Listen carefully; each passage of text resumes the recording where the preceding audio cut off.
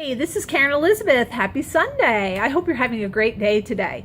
Did you ever experience tension in your life? Of course you did. We all have tension. We have this idea that we want to be happy, we want to have joy, we want to have success. And then we have this pain that happens. We have things happen, we get something that we didn't want. For example, we get laid off. We have someone approach us, they want a divorce. We get abuse, and we might be betrayed in some way. And then we get some things that we don't get some things that we do want, which might be that job or that relationship or that new house or that dream that just hasn't happened. These are different things that happen in our life, and they cause tension, they cause anxiety many times, and they cause pain. And an example of this is a wound that happens. For instance, abuse or an accident. I had an experience where I had an accident. I was doing a backflip off of a diving board, and I hit my head on the diving board, and I fell into the water. My dad came jumping into the water. My brothers were on the side wanting to help me out. And what was the first thing I did? When they went to help me out, I'm like, oh, no, don't help me. I basically was in denial of the pain. I had a pain, but I didn't admit it. I was in denial of it. And this often happens to us. There are different things that we experience in life, and we can what's called run and hide, or what's the expression? We can what's called run and numb, which many of us will do. If we have a wound, we have an experience, what we'll do is we will eat and ignore it, eat our way through. These are our responses. We will drink, or we will get so busy that we don't have time to stop and address it. And the difficulties here is that it's got a shelf life. It's still sitting on the shelf as a wound. And there are some that just will keep it there and go off and do other things and hope that it'll just go away, but it doesn't. So I'm offering an option for you, like Paul in Scripture in 2 Corinthians. He had some very difficult times where his life was threatened, and he felt that he was never going to come out of some of these things. And in it, instead of being overcome, which he was overwhelmed to the point of death, he thought he was going to die. He was expected to die. And you could read this in 2 Corinthians 1:8-9. And what happened is the faithful, even those people who have great abiding faith in God, will have to address the issues that happen, the circumstances in their life. Will they run and numb? Or what is the alternative to that?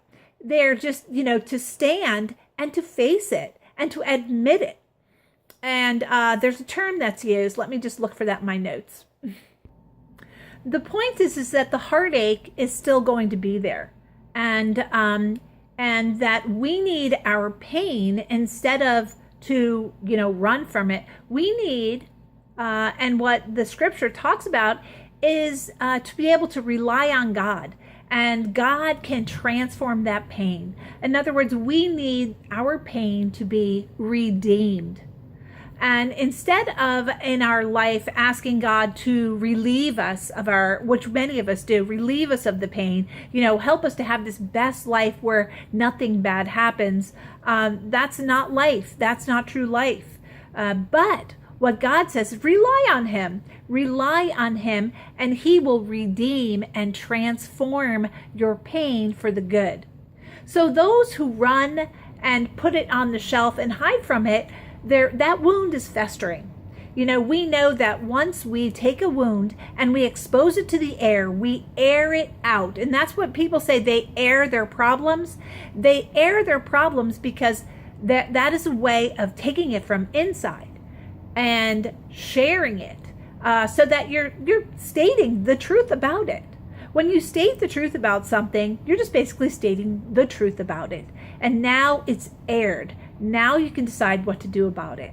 Many of us experience these things in life, and it's so much better when you just air it. And honestly, I mean, there are people who are prideful. I was prideful. Getting out of that pool, I didn't want my brothers to help me. I was like, you know what? It's nothing. It's nothing. In the meantime, there's blood all dripping in the water. My dad's trying to help me out. My hair is all gunked with blood, and I've got to go to the hospital so I can get 6 stitches. And I was so embarrassed. I just wanted to go run and hide and wish it never happened. This happens to us. But the point is there comes to a point where I just have to say, you know what? I have this cut. I have this wound. It's bleeding, and I need help. And not to say that we have to, air our problems to get help, but our help doesn't necessarily have to come from others. But stating the truth about it is the beginning of redemption, because my story and your story can help to bring life to someone else. There are many of us that would benefit from hearing our story. Our story doesn't end. My story doesn't end with I got stitches and all. But what my story ends with is how I can share that event with someone else who might be prideful and help them to recognize that it's not the best thing. Because what did that do for me? It kept me alienated from my brothers. It kept me in pride, and we know that pride does not help, does not serve. Until I could recognize it and state, man, I made a mistake. I hit my head, but really the worst thing about it was not hitting my head. The worst thing is that my relationship with my brothers was hampered because they really wanted to help me, and I wouldn't let them. See, so I had to come to a place of confession and say, I am sorry that I didn't allow you to help me. And by telling that story, by telling this whole story, hopefully that could help you to bring life to your circumstances, that that you can also rely on God to redeem the pain and the struggles that you have been through. Paul talks about this in Scripture, as I mentioned, and in Psalm 118, right before Jesus had gone to the cross the day before, he was betrayed, that night at dinner, they sang the Psalm 118, 5 through 7 especially. It's the Hallel. It's called the Hallel. What was Jesus doing? He was singing of God's ability to redeem him, because what did he do? He went to the cross, he died, but you know what? He rose again. You see, this was redemption at its best, and that's what God desires for all of us, that we can use our circumstances to bring life to others, and that is taking our circumstances and transforming them and redeeming them for others' good. So I wish you the best with this.